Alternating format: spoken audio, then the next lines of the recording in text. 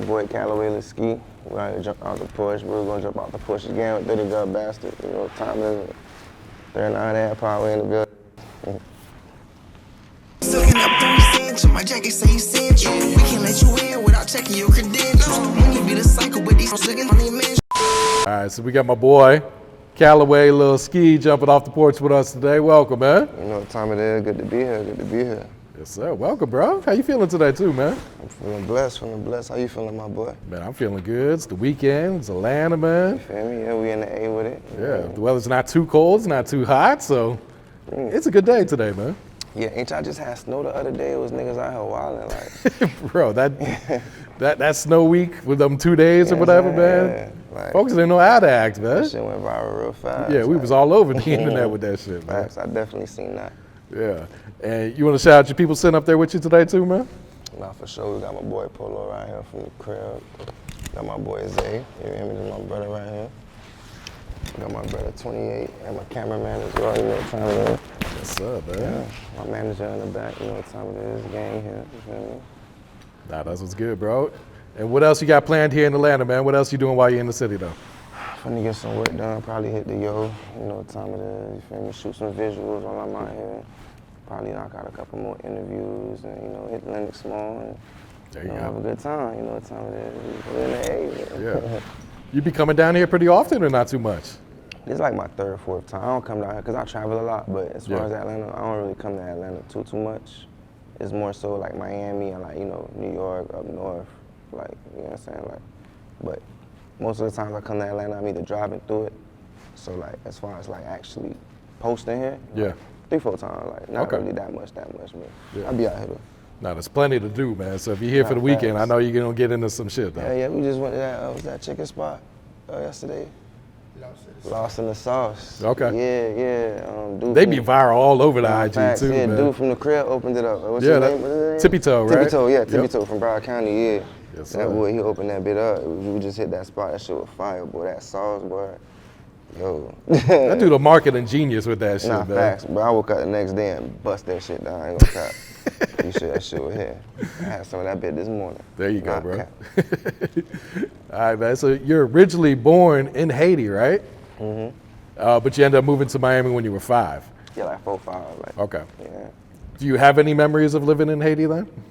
Yeah, like, nobody really spoke, like, Creole in school. Like, you had to speak French, like. Oh, shit. So it's like being in Haiti, like, you automatically just spoke 2 languages, like, because you just, like, French was, like, the native tongue, you get what I mean? Well, Creole is the native tongue, but it's, like, as far as, like, when you go to school and how they articulate in school and, like, you know, communicate in school, French. So, like, that was, like, embedded in you. And then automatically you spoke Creole at the house, so that wasn't really taught in school. So you automatically learned French, but you had to take 2 language classes, like, even from when, like, elementary school, like, from when you were a baby, like, they teach you languages. And you had to choose between English and Spanish, but, like, French was automatically, like, you know what I'm saying? But Yeah. I don't really remember too much in Haiti, though. Like, I just remember, like, it was crazy. Like, it was wild. My dad owned a lot of land. I remember that for sure. I just know it's home. I ended up going back later on in life a couple Okay. times. But as far as, like, from when I left, when I was 4-5, I don't remember too much. Yeah. I remember, like, as soon as I came to America, though, it was like the 4th, 5th of July. Oh, shit. Yeah, and my first impression of America was like a big-ass party. Like, You probably think that's every day you know what type I'm shit, saying? right? Like, as soon as I came to America, it just bombed. That shit was crazy. God damn. And who'd you end up moving to, you know, to the U.S. with then? Was it mom and dad or? Yeah, my mom, my pops, and my siblings. Okay. And then I ain't had my little brother yet, and my little sister wasn't born yet. My mom was still pregnant. And then when we moved out here, you know, she ended up, you know, having her out here. Yeah. Not out here, but in Miami, but you know. What part of Miami did you guys end up at first? Miami Gardens. Okay. Okay. Yeah. And did they speak English at all when they first came down? My dad did. Okay. My dad speak like 4 languages. Oh, shit. Yeah, fluently. English, Creole, French, and Spanish. Oh, damn. Okay. So what you think, you know, after the 4th of July, seeing the big party, like, once you know, start that transition, man, what was that like for you? I feel like that's really what got me infatuated with, like, the music shit. Because it's, like, just for, like, the kid, like, off rip, I guess that dopamine hit, you get what I'm saying? Like from when I was like a baby, like this shit just bomb. It's like, damn, like I enjoyed the rush. So it's like, I just wanted to keep recreating that feeling. And as life started progressing, I noticed that came with the music. So I just stuck to that path. And then, you know, you heard it saying like when you work and you like doing what you do, it don't really feel like work, you get what I'm saying? So yeah, that's really why I chose this path. And shit, it's been working, so. There you go. And so you start going to school down to Miami, man. What's your first impressions of like, you know, school in the U.S. in Miami, man? I was confused, cause, and I swear to God, I was confused, cause I'm in school like they teaching us about history and shit, and like, cause in Haiti they don't teach us who are slaves.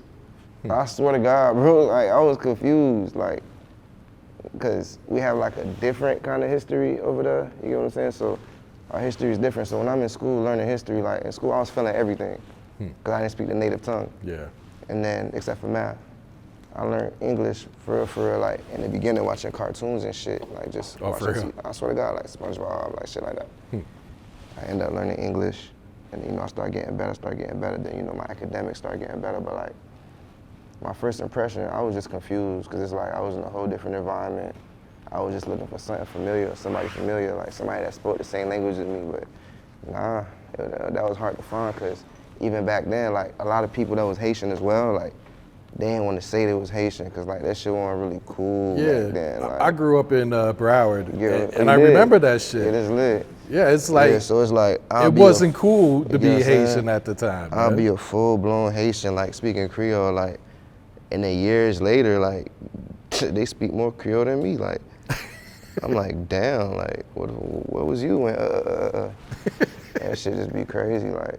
But now it's like everybody got a Zoe friend, a Zoe this, a Zoe that.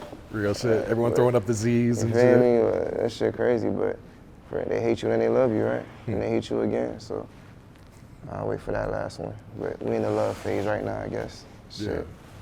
Yeah. So, like, what were some of your hobbies as a kid and everything? Were you playing sports? Were you just always into music, or what was you doing, bro?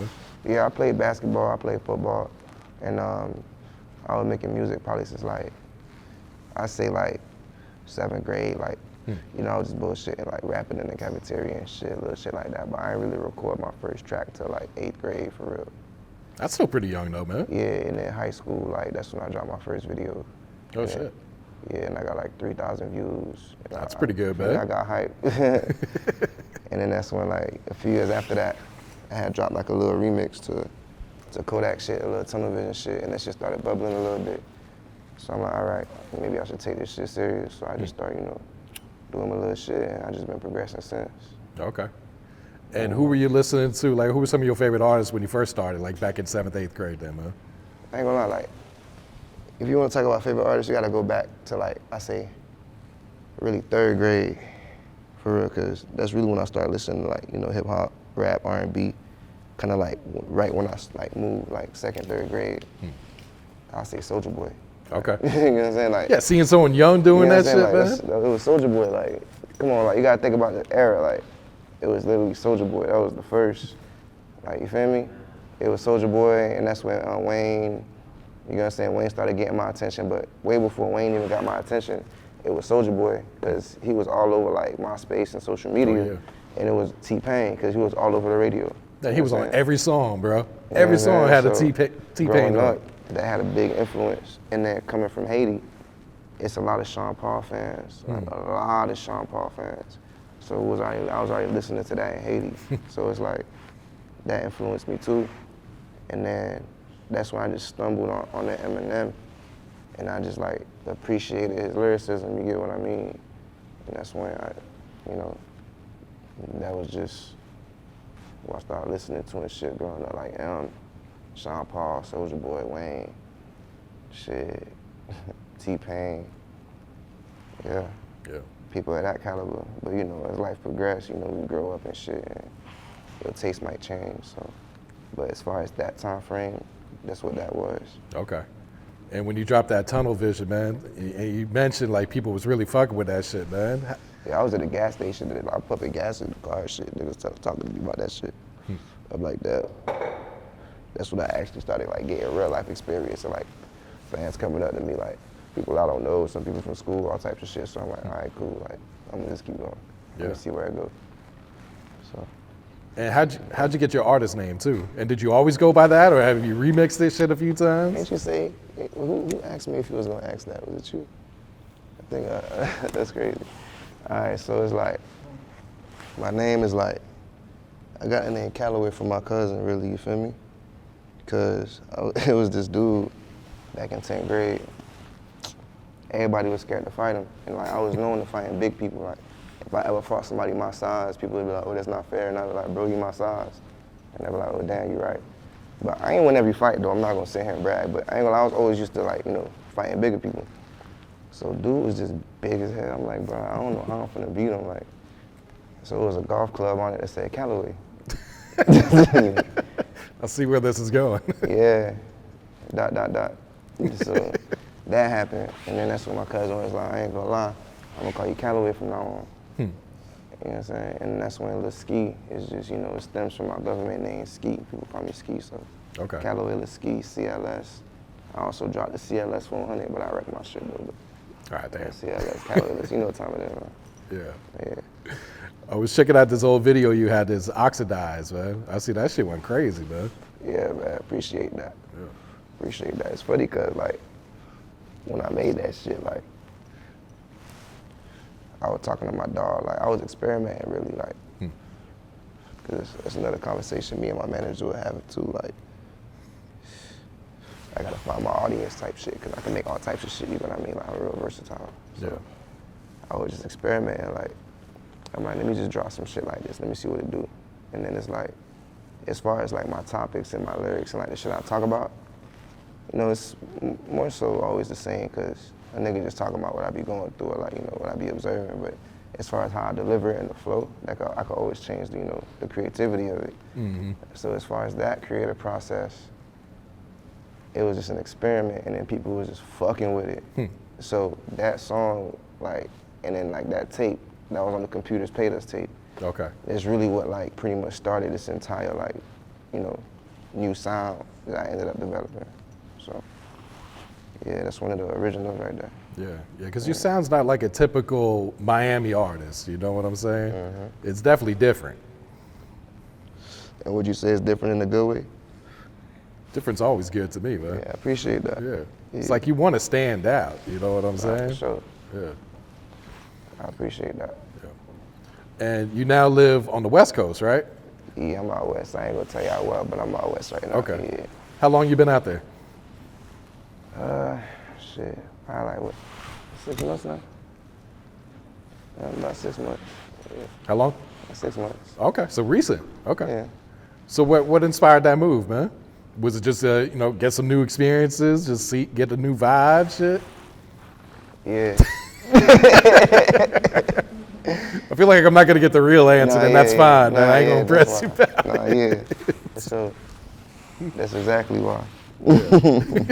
New vibes, new scenery, you know, new atmosphere, new energy, new resources, you know. Yeah. Just a chance to spread, you know, spread the foundation, make it stronger, you know, things of that sort. I take it, man. And break down your creative process. Like, do you write your raps? Do you punch in? Do you do a little bit of both, or what? All of the above, honestly. It really just depends. Like, it's times I'll go in the booth with like 4 bars, and like I'll do that on purpose. Cause like, to me sometimes, cause I hate repetition, you know what I'm saying? I don't like being too repetitive, cause then it make it too easy. So sometimes the hardest thing with me is starting the shit. So I might just write like 4 bars, and then the rest will just flow like water. Okay. It's times I just go in the booth and just, you know, just work. And there's times when like, you know, I just been working doing other shit for so long, and I'm like, damn, I haven't, you know, because even if I'm not releasing music, I like having a body of music you just go pick from whenever I'm ready, and like record new shit, and then, you know, make it correlate to that, make it take whatever the case is. So it's like whenever I feel like I ain't hit the booth in a while, I might be in the middle of work like, damn, and just book a session. So now I ain't write nothing. So like by the time the session comes, I might just go and just extend it another 2 hours and just work. Okay. And shit like that. So it really just depends, but I do all of the above though. Like, But at the end of the day, even if I freestyle some shit and it's ass, like, I'm gonna keep the good parts and go back and do my homework. Like, you know what I mean? Yeah. And what's your studio sessions like? Do you like to have a lot of people in there with you? Do you like to be by yourself? Like, and what's the vibes like in there too, man? Yeah, it's vibing. The dogs, they be with me most of the time. Shit, it really don't matter to me. Like, you know, I'm a real creative, so the atmosphere don't really matter. Like, I don't really have stage fright, so it's like I can perform on whatever environment. I feel like I'm pretty adaptable when it comes to that. I take it, man. And the song Big 50, man. I see this shit went up too, bro. Talk about that one, man. That shit crazy. Yeah, shit like 1.3 right now on Spotify. 1.3 amps. Still going up. I think 1.5 now. I don't know, I gotta double check. But yeah, so I ain't gonna lie, like one day I'm at the crib, you know, just looking for beats and shit. Hit up one of my producers that, you know, I used to buy beat packs from and shit. And then I purchased that instrumental from him. So like I say, it was one of them situations where I wasn't ready, this and that, so I just booked a session, went to the studio, I freestyled the whole shit. Oh, shit. So now, after I freestyled the record, I literally didn't have a cover art or nothing. Like, I was just doing shit, bro. I was like, my mind was somewhere else, but at the end of the day, I still gotta create, you know what I'm saying? I literally grabbed my Glock, put the 50 drum in it, took my Husky, and took a little selfie by the front door. And used it as the cover art. Bomb. That shit went viral. Oh God, that shit went viral. So I'm like, yo, okay. And then I released the record. It didn't really do much for the first couple months. It probably had like 15,000 streams, you know, it did a little something, it didn't really do much. That's when one day, like, I'm looking at my SoundCloud comments, and then like, I'm seeing like people talking about some, is this the little ski version or this the Luh Tyler version? I'm like, what you talking about? So I go look it up and shit. And then that's when I'm like, oh, he got a version of it too, that's crazy. So now, it was like a link on Google to his TikTok for like him previewing it. Cause at the time the record wasn't released, so I go on this shit. And you know, he rapping on the beat and or whatever, but remember like I told you, I had a producer that I purchased the packs from and shit. Mm-hmm. So on the bottom, it shit say Calloway Luh, Big 50, as he rapping over the beat. So I'm like, damn, that shit crazy. So now, one of my mans, I ain't finna, you know, disclose any names, pretty much linked me with his people type shit, you feel me? So I went over there, I had a meeting with his people and shit, and then it's like, they weren't really like listening to what I had to say until I showed them the video of like TikTok and shit. That's when they was kind of like listening and shit. They still try to spin me and like do some other business. Like they don't really, I don't know. But the producer ended up backdooring me and shit and giving them access to it. But yeah, the song ended up going up though. Like fans fucked around and made a collab version and mashed up. Oh, for real?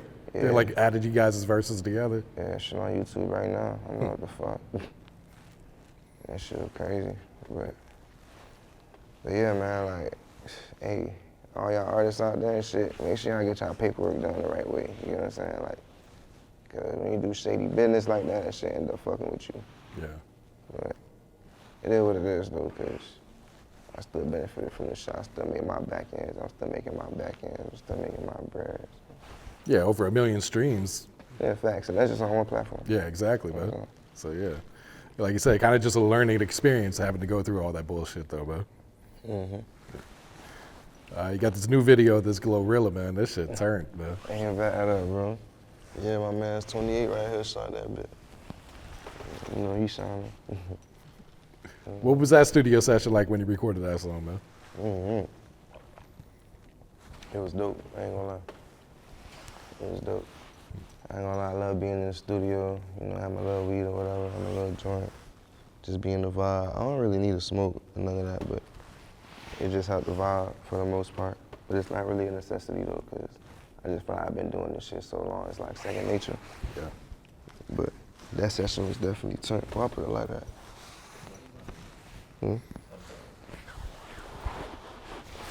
And did the video take off like right away as soon as you dropped that shit, or? Nah, like in the beginning, it had like 1,500 views within like first 72 hours, and then 10,000 views 3-4 days later, and then just kept going up, and then it stayed around like 30-40K for a little bit, and it kept going up. And that's when I remember saying, I went on IG and I said I posted 50K and I'll drop a tape. That's when it went to like 60K. It's like your fans wanted that tape, man. They was gonna run that shit up. Yeah, so after I released the tape, it went up to like 67,000. And then that's when I guess their attention went towards the tape, because those numbers started going up now, and those numbers went down a little bit. So now I'm working on some new visuals for the tape. Okay. That's why I'm out here too, man. So yeah, stay tuned. I got some shit coming for y'all. See y'all watching. Yeah. I got y'all. Computers paid us volume 4, right? Fourth one of this shit, man. Yeah, CPU. Yeah. This shit hard too, man. I was checking it out, man. Appreciate you, my boy. Yeah. Like a central programming unit, like a CPU, and then a computer. But yeah. I put a little thought into it. I was just fried one day and like a CPU is violent. So like, how long you been doing this shit for type shit? Interviews and shit? Yeah. Man, like 10 years probably. 10 years? Well, no, let me say, when I moved to Atlanta, so 2017. Okay. So 8 years. 8 years, all right, yeah. I ain't gonna lie, that's still a pretty lengthy time. You enjoy what you do? Absolutely, man. Yeah, I could tell. That shit a little vibe, I ain't gonna lie. Yeah. Now, was this a project you recorded like all at once? Or was this, like you said, you had a bag of songs and you just started picking from it to put this together? Yeah, I had a bag of songs, but I had certain records that I already had prepared for the tape initially. So now the crazy thing is, the records that I thought I was gonna use, I ended up scratching a bunch of those. Because you know, I ran it by my team, and then I ended up using a whole bunch of the records that I recorded more previous. You know what I mean? It came out pretty decent. Not more than pretty decent, I think it came out great. Oh, absolutely. You know what I'm saying? Tune in, CPU 4L, computers pay 4L, streaming on all platforms. You know what I'm saying? And what are the fans saying, man? What type of feedback you getting from the fans? Great feedback. They're just waiting on the visuals, man. My bad. I know y'all hungry. I'm gonna feed y'all, don't worry. Talk to this man right here. Come on, we in Atlanta, man. You gotta get some shit done while you're out here, you know, catch a different vibe, different scenery shit, we man. Working, gang. We working for sure. Yeah.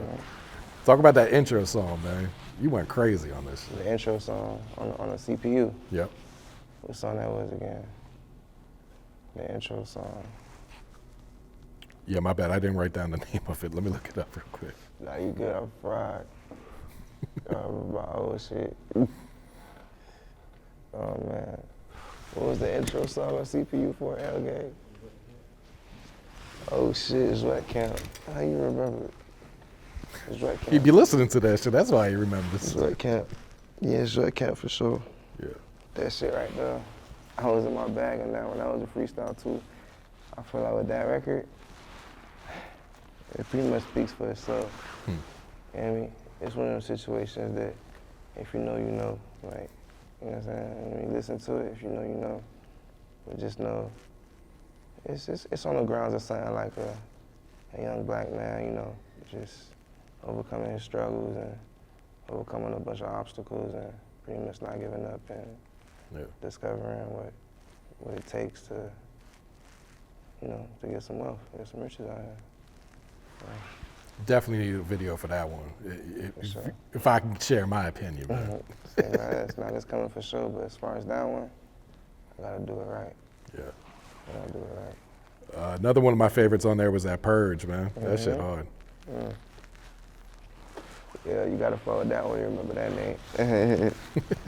But he Purge freestyled as well.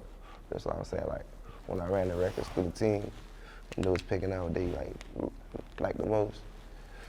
I'm like, damn, they really enjoy my freestyle. You know what I'm saying?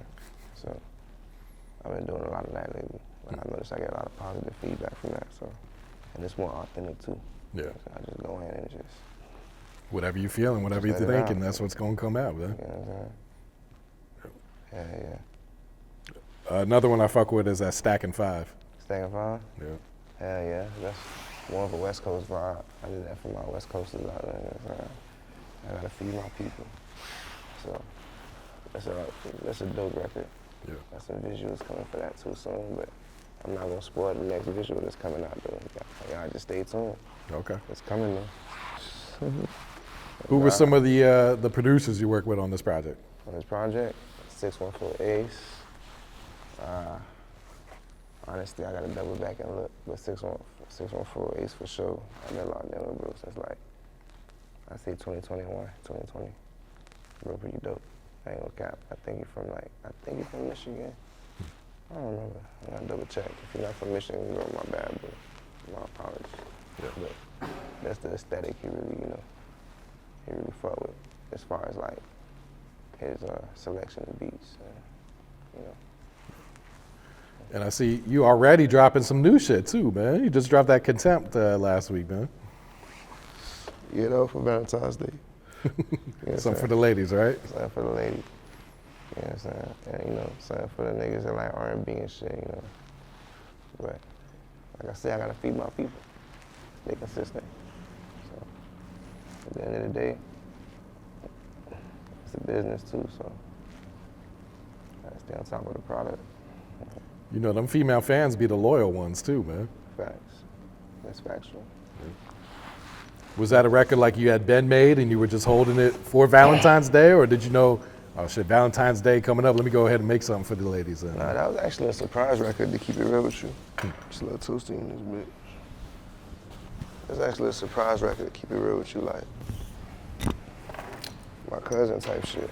He hit me up one day like, yo, cause you heard the like singing in the background, the vocals and all that. Like, I can't hit them notes, I ain't gonna lie to you, man. Yeah. But he wanted it to be a ghost feature. He said he don't really like music type shit, but he was like, yo, like, this shit pretty dope. I feel like, it'll sound good on it. So he sent me the shit. I just told him what I want him to tweak, what I want him to change so it could fit the vibe a little bit more, and then that was just it. I dropped my verse on it. He gave me his feedback. We made the final adjustments. We released the records. There it is. Yeah. You guys gonna shoot a video for that, or was that just something for, like you said, just for Valentine's Day? Sure, because like I say, it was a ghost feature. And he don't really want to like be in the limelight right now. I like being in the public. So he kind of want to stay in the background. So I don't think no visuals coming out for that, at least not right now. Okay. You know what I'm saying? So looking ahead, like what's some plans, what's some goals you got set for 2025, man? Just stay tuned, man. I don't want to say too much. I don't want people to cross their nuts on me. But stay tuned, though. Yeah. You working. You know right, y'all boys? You working. Yeah. You working. For And sure. you got a situation with Empire, right? Yeah, distribution. Okay. Yeah, distribution. How long y'all been rocking together then? 2021. Okay. Wait, was it 2021? I think I got the offer 2021, but we started in 2022. Okay. Yeah, 2022. So like 3 years almost. Yeah, I say distribution is where it's at, man. Like, you hear horror stories about some of these artists signing to the major labels and everything, man. So it's like, if you get you a good distribution, that's all you pretty much need these days, man. Facts. I don't know if I should really be speaking too much on my deal, but my shit good, trust me, man. My shit good. Yeah. Just know somebody getting 10% and they leave. That's it. Yeah. I don't know who it is, though. I ain't say it was them, but it's not me. I take it, man. What's some advice you would share to some new artists trying to get their foot in the door right now? Stay consistent. Stay consistent. Do your paperwork. Get you an entertainment lawyer. You know what I'm saying? Get you a good producer, lock in. Do as much as you can by yourself. Focus on your bag first. Everything else gonna be here. And it's like, I don't really wanna say, take care of your overhead and da-da-da, cause it's like everybody's situation different. Like, it's niggas that don't have nothing, and you get what I'm saying? They grind and they end up being in a situation. Mm-hmm. But at the end of the day, whatever works for you, you're gonna know better than anybody else can tell you. So it's like, feel me? Like, just focus. But at the end of the day, focus on your money. Because you're gonna need that shit to survive. If it end up being something else you need for survival, then that's gonna be the new thing. But as of right now, this shit money, so Yeah. Speaking of which, there's some money right now. Keep calling. But yeah. Go ahead and plug your social media so everyone know where to follow you at and find you. You Man. know what time it is, man. Calloway 3900 at Calloway 3900. CALLOWAY 3900. That's IG. And my ex is ITS Calloway. So it's Calloway. It's ITS Calloway. And my social media and shit. You know what I'm saying? My boy Polo. His gang say. You know, 28 right here. You got my manager Wallace in the back. You know what I'm saying? And yeah, niggas just vibing. Shout out my boy Eastway. Look at him make the cut. Belly of the Beast out now. CPU 4L out now. Shout out my boy Carol, but like being hot serious nigga about to go hard. You know what time it is, man. Shit about to be crazy. Yeah, shit. For sure, man. Just stay tuned. We ain't going nowhere. Anything else you want to tell the people before we get you out of here, bro? Shit, it's all love. I appreciate the fans. I appreciate the haters, you know. Shit, I'ma just keep eating. I just keep loving and keep hating. That's pretty much it. Shout out fam. Fam know who they are. Dumb love. Everybody. Don't feel left out if I ain't mention you, you feel me? Listen. Yeah. You know what time it is. All right, cool. That was good, bro. Shit,